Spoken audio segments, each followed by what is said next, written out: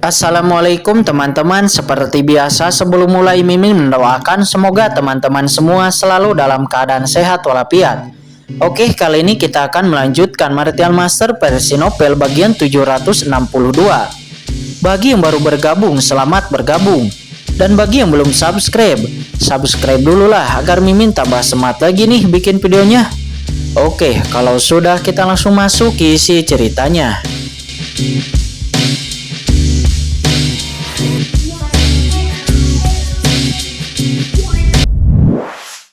Kata Qin Chen berpikir mungkinkah Penatua Hong Yue melihat teknik penyembuhan langitnya. Tidak apa-apa, tetapi saya mendengar bahwa Yang Mulia menjawab banyak pertanyaan dari Master Pemurnian di sini. Dan saya datang ke sini dengan kagum. Kata Penatua Hong Yue, dia berkata dengan nada yang sangat lembut. Penatua tertinggi, pertanyaan yang dijawab oleh murid tidak layak untuk disebutkan. Itu hanyalah beberapa pertanyaan di tahap awal dan tahap tengah suci surgawi. Jika Anda datang, Anda dapat menjawab semua pertanyaan itu dengan mudah, kata Qin Chen. Mendengar itu mata Penatua Hong Yue berkedut. Jika bukan karena karakter Qin Chen, dia akan mengira bahwa Qin Chen sedang mengejeknya. Kalau begitu, Penatua Hong Yue, murid ini akan mengundurkan diri terlebih dahulu. Kata Qin Chen, dia tidak ingin ditonton oleh begitu banyak orang dan langsung pergi dari sana. Melihat itu, Penatua Hong Yue tersenyum pahit. Ini adalah pertama kalinya dia melihat seorang murid di depannya. Tetapi murid itu ingin segera pergi. Murid mana yang melihatnya dan tidak ingin mencari muka? Tetapi Qin Chen ini memang bunga yang aneh. Tetapi pada akhirnya dia tidak mengatakan apa-apa. Dia baru saja siap untuk pergi kepada Penatua Agung untuk mengobrol dengan baik. Kali ini dia benar-benar menemukan harta karun untuk Tianjuo. Dan dia juga harus pergi melapor kepada Yang Mulia. Saat ini di bawah tatapan semua orang, Qin Chen tidak berhenti dan tiba-tiba menghilang dari aula inti ini.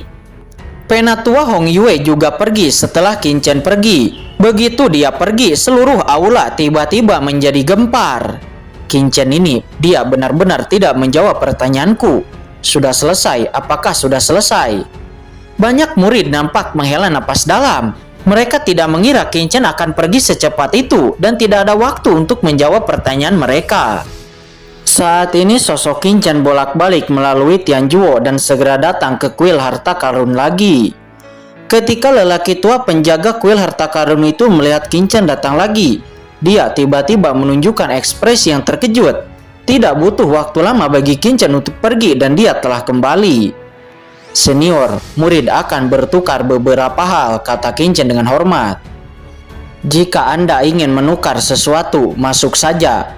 Anda harus mengeluarkan token identitas Anda dan menempelkannya di harta karun.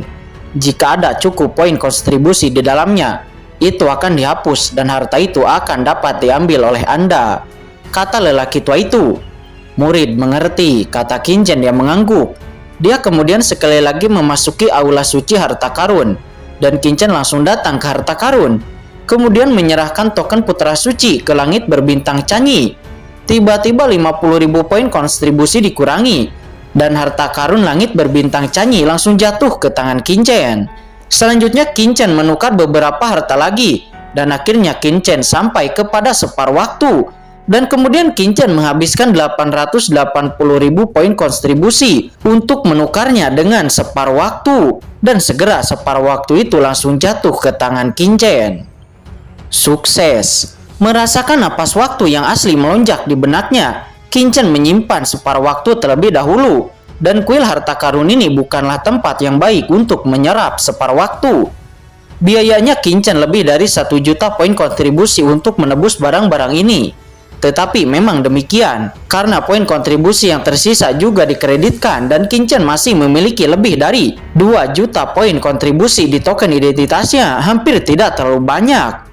Selanjutnya Qin Chen menghabiskan beberapa poin kontribusi untuk membeli beberapa senjata suci untuk Ao Qinglin dan Qin Tinting. Dan setelah itu Qin Chen pergi dari sana. Dari mana anak ini berasal? Mengapa dia memiliki begitu banyak poin kontribusi? Bahkan separuh waktu telah dibeli olehnya. Dia punya banyak uang dan itu benar-benar kaya. Tidak, aku harus mencari tahu bagaimana anak ini bisa mendapatkan begitu banyak poin kontribusi, kata lelaki tua yang menjaga itu setelah Qin Chen pergi. Setelah Qin Chen pergi, lelaki tua yang menjaga kuil persembunyian harta karun itu merasakan bahwa harta karun di dalam kuil harta karun telah banyak menghilang dan matanya tiba-tiba menjadi bulat. Peng Liu Yuyi dan yang lainnya bukanlah harta apa-apa. Kuncinya adalah separuh waktu senilai 880.000 poin kontribusi. Ini adalah harta pelindung surga yang tidak bisa ditukar oleh penatua biasa. Segera setelah lelaki tua itu mengirim pesan, dia mengetahui sumber poin kontribusi yang didapatkan oleh Qin Chen. Dan sekali lagi orang tua itu bingung. Apakah anak muda zaman sekarang begitu gila? Dapatkah anak muda itu mendapatkan banyak poin kontribusi hanya dalam waktu 1 hari 1 malam? Kata lelaki tua itu. Mata kecil lelaki tua itu menatap. Dia benar-benar tercengang. Setelah sekian lama dia kembali sadar. Kami sudah tua, kami benar-benar tua. Dia kemudian mengambil slip giok transmisi, memasukkan gerakan yang rumit, dan mulai mengirimkan pesan. Harta seperti separuh waktu telah ditukar. Sebagai penjaga kuil harta karun, dia tentu perlu melapor kepada menteri. Saat ini setelah Qin Chen membeli separuh waktu, dia tidak kembali ke rumah guanya. Tetapi dia dengan cepat menyapu ke arah divisi seni bela diri Tianjuo. Qing Ling dan Qin Tinting hanya menerima pelatihan biasa di divisi seni bela diri. Meskipun mereka jelas lebih kuat daripada di Yunzhou, mereka hanyalah salah satu dari banyak anggota di divisi seni bela diri dan tidak akan menikmati sumber daya yang mulia.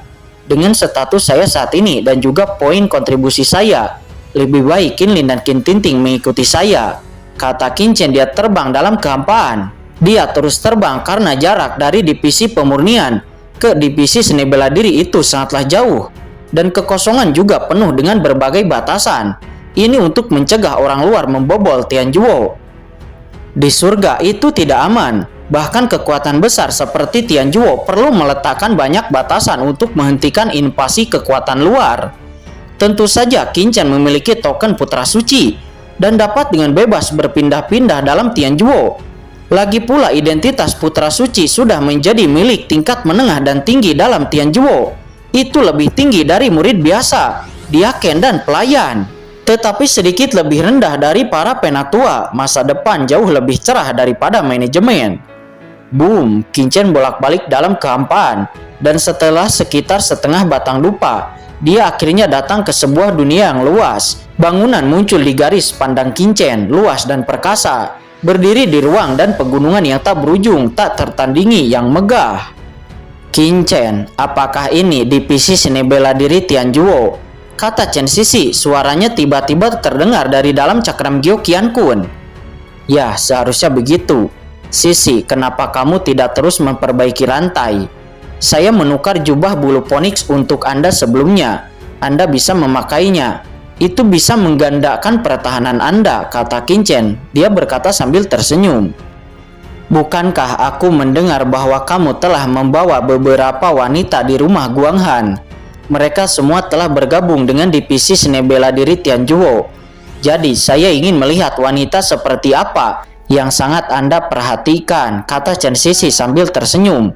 Mendengar itu Qin Chen sedikit berkeringat dingin. Sisi, kamu salah paham. Ao Qing Ling dan Qin Tinting sama-sama wanita yang sangat baik. Saya menerimanya, tetapi saya sebenarnya tidak punya ide lain. Hanya untuk mengembangkan Papillon Candi. Anda juga tahu bahwa surga itu berbahaya. Banyak, kami pertama kali datang ke surga, dan ada musuh seperti Yaomi Mansion. Jika kita ingin mendapatkan pijakan di surga, kita harus mengembangkan kekuatan kita sendiri, kata Qin Chen. Oh, benarkah? Chen Sisi terkekeh. Oke, aku hanya bercanda denganmu. Tetapi aku sudah lama memperbaiki rantai di dalam cakram giok Qian Kun, dan aku ingin memahami divisi seni bela diri Tianjuo ini. Oh, itu bagus, kata Qin Chen seraya menghela napas lega. Hati-hati, aku akan memasuki daerah divisi seni bela diri Tianjuo. Di divisi seni bela diri Tianjuo ada juga pria yang kuat yang duduk di sana. Jangan sampai dimata-matai oleh seseorang saat kamu mentransmisikan suaramu, kata Qin Chen. Chen Shao, jangan khawatir.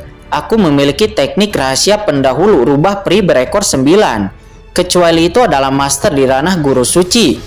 Puncak tahap akhir suci surgawi. Mungkin tidak akan dapat menangkap pesan transmisi saya, kata Chen Sisi. Oh, itu bagus, kata Qin Chen seraya mengangguk. Dan saat ini dia sudah memasuki divisi seni bela diri. Tiba-tiba aura suci yang kuat menghantam wajahnya yang jauh lebih kaya dari rumah Guang Han, tetapi masih sedikit lebih buruk dari divisi pemurnian. Melihat ke atas, ada bangunan dan dojo yang tak terhitung jumlahnya di kejauhan, agak mirip negara luar. Dan Qin Chen samar-samar merasa bahwa di ruang yang lebih rahasia, ada aura tirani yang tak terhitung jumlahnya tersembunyi. Dan mereka adalah penguasa tertinggi di divisi seni bela diri. Aku tidak tahu di mana Ao Qingling dan yang lainnya, kata Qin Chen seraya melihat sekeliling. Dia sedikit mengernyit, tetapi dia tidak sabar berjalan di jalan ini melihat sekeliling. Divisi seni bela diri ini sangat berbeda dari divisi pemurnian. Divisi pemurnian sangat klasik, meskipun terdapat banyak bangunan, namun sebagian besar merupakan bangunan fungsional. Mereka adalah tempat untuk bekerja dan memperbaiki rantai, tetapi divisi prajurit ini sama sekali berbeda. Ternyata sebenarnya ada banyak toko, jalanan di aspal dengan batu giok putih. Di kedua sisi ada toko dan restoran. Sedangkan di jalan ini banyak orang berlalu lalang. Ini semua adalah murid dari divisi seni bela diri Tianzhuo. Divisi seni bela diri Tianzhuo jauh lebih besar daripada divisi pemurnian, dan stafnya juga jauh lebih rumit. Terlihat dari jumlah murid divisi seni bela diri, itu jauh lebih banyak daripada murid divisi pemurnian. Saat ini Qin Chen tidak terbiasa dengan tempat divisi seni bela diri, jadi dia tidak bisa langsung pergi ke Ao Qingling dan yang lainnya. Tetapi dia telah memberitahu Cimei sebelumnya. Dan apa yang harus dilakukan Qin Chen sekarang adalah menunggu Cimei mendatanginya. Cimei telah bergabung dengan divisi seni bela diri Tianzhuo selama bertahun-tahun. Dia mungkin akan dapat dengan mudah menemukan Ao Qingling dan Qin Tinting. Qin Chen kemudian masuk ke sebuah restoran untuk menunggu Cimei. Qin Chen kemudian melihat resep di restoran. Ada banyak makanan aneh di atasnya, seperti beludru naga, dan juga hati phoenix, jantung iblis digoreng, lidah king luan, buaya rebus, dan juga ada beberapa anggur berkualitas tinggi. Tentu saja harga minuman di sini tidak mahal. Anda bisa menggunakan kristal suci, tetapi Anda juga bisa menggunakan poin kontribusi untuk membayar. Di restoran ini juga banyak prajurit dan murid yang berbicara. Sementara saat ini Qin Chen sedang minum anggur seraya menunggu kedatangan Cimei. Tetapi Qin Chen juga menangkap beberapa percakapan dari banyak tamu di restoran. Di meja tidak jauh di sebelah kiri Qin Chen, ada beberapa pria dan wanita dengan aura luar biasa, dengan aura hukum yang menakutkan melonjak di tubuh mereka. Saat ini mereka sedang berbicara satu sama lain. Pernahkah Anda mendengar bahwa kali ini pelatihan para murid yang baru dipromosikan dari divisi seni bela diri akan segera berakhir? Dan selanjutnya itu akan menjadi pengaturan Dongpu. Ini adalah pengaturan terpenting bagi mereka di masa depan. Hei, apakah kamu telah mendengar bahwa Putra Suci Morongtian dan Pu Jisi bertarung demi memperebutkan seorang wanita yang baru bergabung dengan Tianzhuo? Benarkah? Lalu apakah yang terjadi selanjutnya? Siapa yang menang? Aku mendengar bahwa dari keduanya tidak ada yang menang, tetapi mereka berdua seimbang. Saat ini Qin Chen terus mendengarkan ke samping dengan mata yang berkedip-kedip. Dia tidak dapat berpikir bahwa divisi seni bela diri ini juga sekuat awan. Tetapi wajar untuk memikirkannya. Mereka yang bisa dipilih ke dalam divisi seni bela diri Tianzhuo adalah jenius yang menantang langit. Tentu saja akan ada banyak orang kuat. Ngomong-ngomong, apa yang terjadi selanjutnya kepada Putra Suci Morongtian dan Putra Suci Pu Jisi? Lalu bagaimana dengan wanitanya? Saya tidak tahu secara spesifiknya. Dikatakan bahwa kali ini divisi seni bela diri merekrut murid dan merekrut banyak wanita. Putra Suci Morongtian dan Putra Suci Pu Jisi sepertinya tidak menyerah dan keduanya kembali mengejar wanita itu. Hei, wanita apa yang bisa membuat kedua putra suci itu bertarung? Aku juga tidak tahu detailnya. Tetapi ku dengar bahwa 3 wanita itu berasal dari prefektur Yunzhou. Apa katamu? Namun begitu kata-kata orang itu turun, dia mendengar suara acuh tak acuh terdengar. Saat berikutnya seorang pemuda sudah berdiri di samping mereka, bergemuruh. Pemuda itu mengeluarkan aura mengerikan yang menyapu mereka dalam sekejap.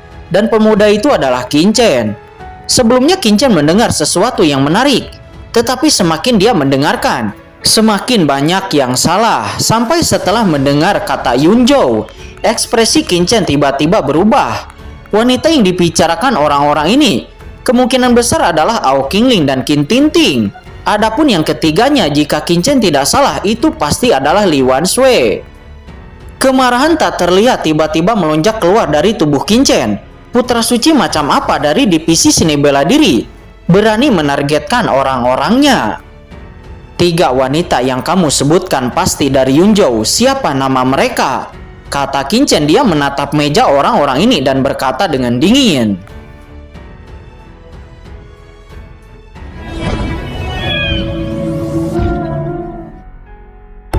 Oke guys, sudah dulu ya. Jangan lupa subrek biar lanjut terus ceritanya. Bagi yang sudah subrek, mudah-mudahan dimudahkan rezekinya. Mimin undur diri. See you next and goodbye.